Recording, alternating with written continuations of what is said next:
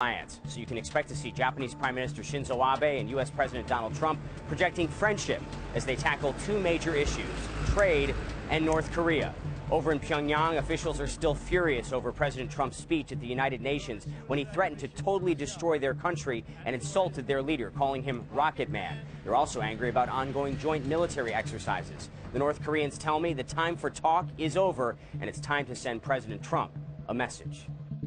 In Manila, President Trump will meet a fan of his in Philippine President Rodrigo Duterte. The popular but controversial figure has had nothing but praise for the U.S. leader, and the two will discuss Duterte's ongoing war against drugs. The big question, will Trump bring up alleged human rights abuses committed by Duterte's government while targeting not only drug dealers, but drug users as well?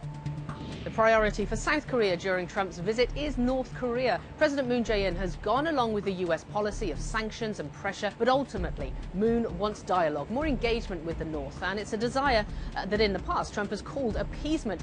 And then there's trade. Trump has convinced Seoul to renegotiate the trade deal between the two countries, but Seoul doesn't want many changes.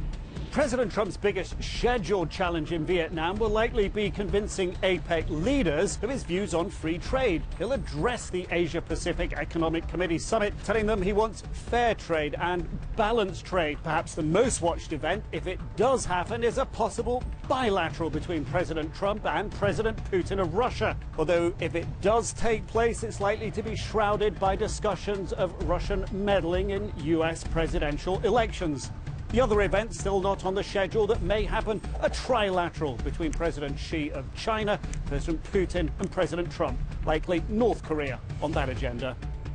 The biggest issue for China when President Trump arrives here in Beijing will be North Korea. The Trump administration wants China to do more to force North Korea to stop developing its nuclear weapons. China says it's doing enough already. That issue will dominate conversations. They'll expect discussions over things like trade and opioids as well.